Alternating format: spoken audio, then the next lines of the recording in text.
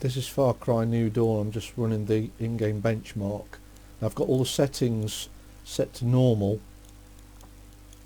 but the resolution's not the highest, and on average we're getting 60 frames per second. Doesn't seem to be very consistent, and I think the reason is, looking at that VRAM bar, is that I need to get those settings down, because as I say, we've only got 2 gig of VRAM to play with. So I think if I nudge those settings down a bit, those frame rates will be more consistent. Okay, so that's something to consider anyway with a lot of these more recent games. That's Far Cry New Dawn. Now I've actually returned to Far Cry benchmark because I was interested in just to see if I could get that VRAM usage down. So I've put all the quality settings onto low and kept the resolution the same, and the VRAM limit didn't get exceeded, and also the minimum frame rate was 60, and if I remember rightly, previous benchmarks minimum was 30, so there'll be less noticeable frame drops if you keep these settings.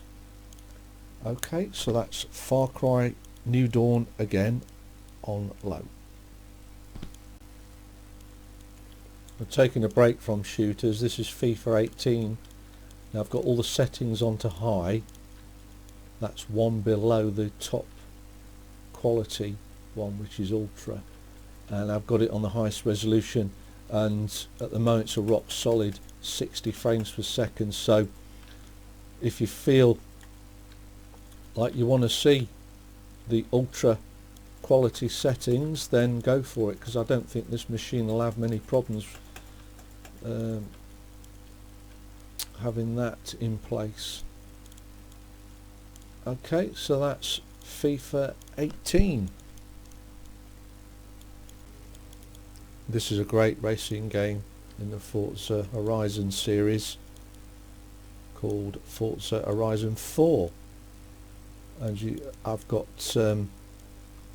most of the quality settings set to high, and there are a lot of them, and the highest resolution.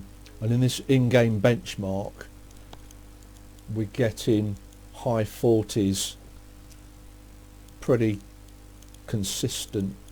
So what I'll do is I'll let this benchmark finish and then report on the actual results. Okay, so the benchmark process is finished. Now we were aiming for 60 frames per second, and a lot of the time it was exceeding that, and the average overall is 46 frames per second, which is just fine. Okay, so that's Forza Horizon 4. This is the latest game in the short but excellent Metro series called Metro Exodus, and it's a post-apocalyptical game. I'm just running the in-game benchmark at the moment, and I've got the settings set to low but the highest resolution, because this engine is renowned for taxing even the most comprehensive and high-end systems. So I'd say, looking at the average at the moment, it's hovering mid-20s, and there's quite a lot of graphical effects going on here. So what I'll do is I'll stop the recording and show you the results of this benchmark process. Okay, so the benchmark process is finished, and it's going to get an average frame rate of 30 frames per second, which is pretty good. As long as you can get around 30 on this sort of game, that's quite good.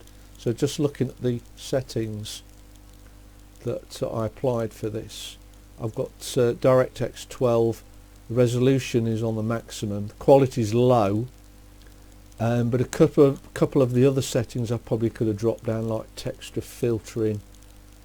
Actually that's on the lowest. Advanced physics, I could have switched that off. I'm a little bit unsure what the shading rate percentage is, but that's on 100 at the moment. So yeah, there's one or two things that you could change to get that frame rate up, but I'd be happy with 30 frames per second and looking how it does. Okay, so that's Metro Exodus. This is Red Redemption 2. Now I'm running the in-game benchmark. It's a mixture of low and medium quality settings, mostly low. Got it on the high, no, I haven't actually got it on the highest resolution, but what I'll do is I'll pause the recording and show you the results when this process is finished. On average 45 frames per second. So I think you could probably tweak things a little bit more. As long as you get above 30, as I keep saying, that's fine. And it looked okay to me as well during the benchmark. Okay, so that's Red Redemption 2. This is Shadow of the Tomb Raider, and I'm running the in-game benchmark. And I've selected the quality preset of medium, and there's a few other settings you probably set down to low or keep at medium, and it's the highest resolution, and we're getting mid to high 20s. It's not really getting near at the moment to the magic 30 frames per second, so I'll probably have to nudge those settings down a little.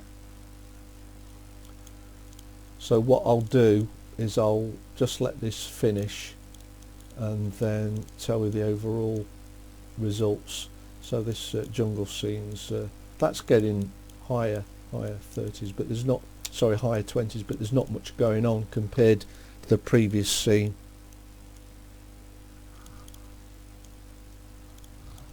So looking at the benchmark results, we're getting an average of 30 frames per second. Now looking at the various scenes, I did notice in that opening scene, that's where there's lots of characters moving. As expected, the frame rate was sort of mid to low 20s, which is not really that good, but I suppose you can always drop all those settings down a bit as the preset is set to medium. Okay, so that's Shadow of the Tomb Raider.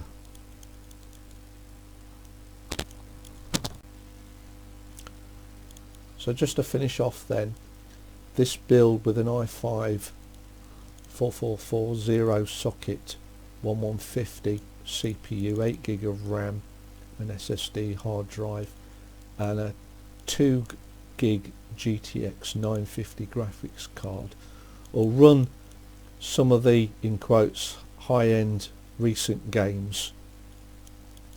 If you have a look at the quality settings and resolution and adjust them accordingly, and some of the games such as Far Cry New Dawn, they actually have a guide on what VRAM the settings you've applied will use, and as long as you don't exceed that 2GB of VRAM limit, I think you'll be okay.